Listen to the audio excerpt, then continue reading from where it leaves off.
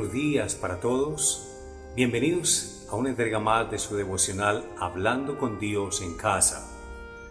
Antes de comenzar, queremos invitarle para que active la campanita de notificación, se suscriba y le dé un like, además de compartir el mensaje con otras personas que seguramente se sentirán muy bendecidas de escuchar la palabra del Señor. De igual forma, les queremos invitar para que el día sábado puedan estar en sintonía de Una Semilla de Fe, un nuevo programa que tenemos para la gloria del Señor. Oremos a Dios, Padre eterno y Dios todopoderoso, que habitas en la altura y en la santidad, pero que también estás con el quebrantado y humilde de corazón. En este día rogamos que tu palabra, Señor, penetre hasta lo más profundo de nuestro ser y haga esa obra que tú quieres, que tú deseas en cada persona. Conforme a tu voluntad, tú vas a hablar, Señor, a cada uno de los oyentes y vas a direccionar su vida y a transformar su corazón. Te lo pido en el nombre de Jesús. Amén y amén. En este día quiero compartir el mensaje de la palabra del Señor bajo el título No todo el que me dice Señor, Señor. Jesús habló en muchas ocasiones acerca de las personas que, pretendiendo ser sus verdaderos discípulos, no le habían conocido realmente y mucho menos le habían entregado su vida. La iglesia de hoy necesita despertar ante esta advertencia, pues existe la tendencia de poner por encima las manifestaciones sobrenaturales de personas para determinar si alguien es o no un siervo de Cristo. Jesús dijo esta palabra: No todo el que me dice Señor, Señor entrará en el reino de los cielos. Muchos me dirán en aquel día: Señor, Señor, ¿no profetizamos en tu nombre? ¿Y en tu nombre echamos fuera demonios? ¿Y en tu nombre hicimos muchos milagros? Y entonces les declararé: Nunca os conocí, apartaos de mí, hacedores de maldad. Eso está en el Evangelio según San Mateo capítulo 7, versículos del 21 al 23. ¿Está usted seguro de que ha sido salvo? ¿Vive su existencia como un verdadero discípulo de Jesucristo? Muchos de los que asisten regularmente a la iglesia pueden parecer bastante espirituales y manifestar dones muy carismáticos. Sin embargo, según este pasaje, no entrarán en el reino de los cielos. Tendrán características que a simple vista parecería que son creyentes genuinos y llamarán a Jesús Señor, y en su nombre darán profecía. ¿Conoce usted alguna persona quien, llamando a Jesús su Señor y se muestre como alguien muy espiritual, lleve una vida contraria a lo que dice profesar? Cristo describe en esta porción a los falsos convertidos que hasta echan fuera demonios, profetizan y hacen milagros en su nombre. Ellos parecerán mucho más espirituales que la mayoría de nosotros, pero la Escritura señala que serán rechazados por aquel a quien llaman Señor. Los falsos convertidos tienen alguna medida de espiritualidad, así como ocurrió con Judas el Iscariote, uno de los 12. Él andaba con Jesús, vio sus milagros, escuchó sus palabras, pero no le conoció jamás con los ojos de la fe. Era solo apariencia. Judas hacía pensar que realmente se preocupaba por los pobres. Parecía muy confiable, hasta el punto de tener a su cargo las finanzas del ministerio. Era tal la apariencia de piedad de Judas, que cuando Jesús dijo: Uno de vosotros me va a entregar, los discípulos, en lugar de señalarlo a él, más bien sospechaban de ellos mismos, diciendo: Señor, ¿seré yo? Pero finalmente se supo que Judas era ladrón, ya que sustraía dinero de la bolsa, y fue quien vendió a su maestro por 30 piezas de plata. Una persona ambiciosa y mentirosa con apariencia de piedad.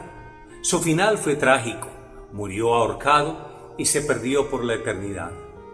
Los seres humanos podemos ser guiados en nuestro andar por nuestros propios razonamientos, el mundo y Satanás, o por la verdad de la palabra de Dios y su Espíritu Santo.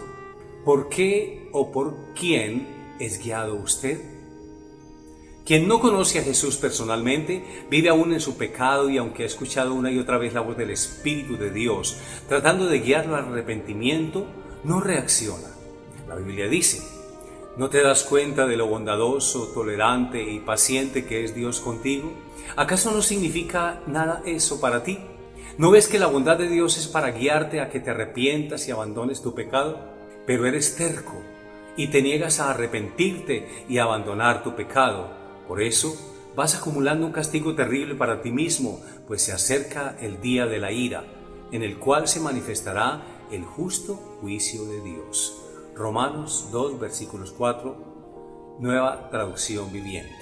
Muchos asisten a la iglesia eventualmente y se manifiestan como creyentes en Dios, pero en realidad prefieren guiarse por su modo de pensar, sus propios deseos, y continúan aferrados a su maldad.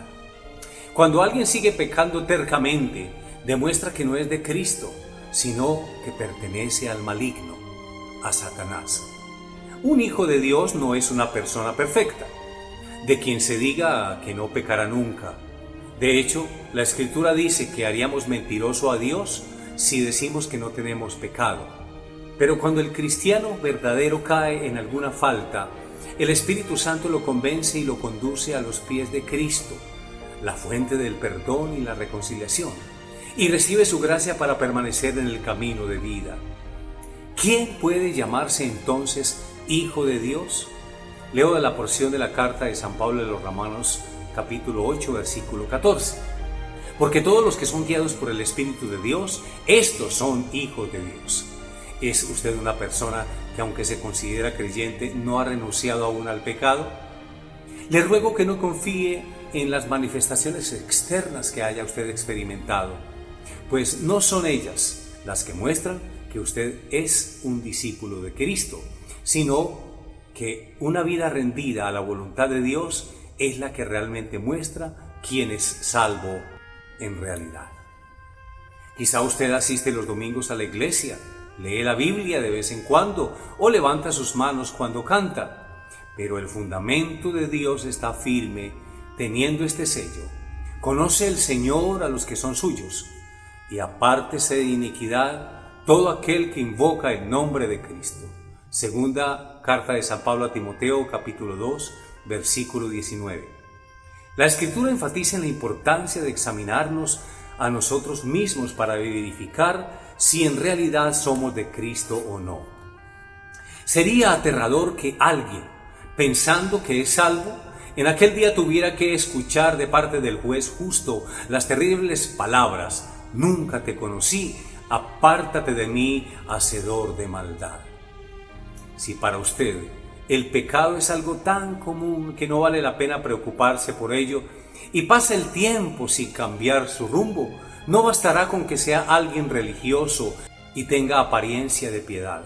Si no toma la mano de Jesús para andar con Él, renunciando a su maldad, sin duda tendrá que escuchar esas terribles palabras en el día postrero. Examínense para saber si su fe es genuina.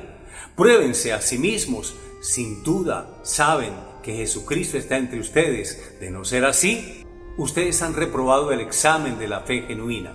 Segunda a los Corintios, capítulo 13, versículo 5, Nueva Traducción Viviente. Mas si en su corazón está el anhelo de agradar al que dio su vida en la cruz por usted y aborrece el pecado que lo separa de Él, es porque el Espíritu de Dios le está llamando a hacer un alto en su vida para transformarlo desde dentro y hacer de usted una persona nueva, una nueva criatura. Le invito a que escuche hoy la voz del Espíritu de Dios y se examine a sí mismo si su fe en el Señor es genuina, es veraz. El mismo Espíritu dará testimonio en su interior si es o no un hijo de Dios.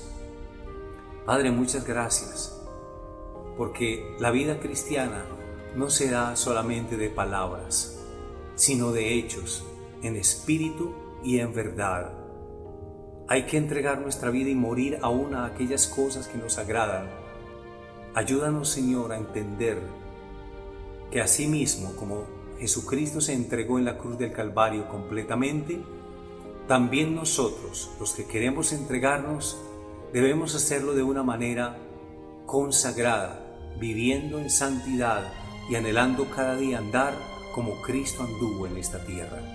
Por el poder del Espíritu Santo, ayúdanos a ser ese tipo de creyentes. Te lo pedimos en el nombre de Jesús. Amén y amén.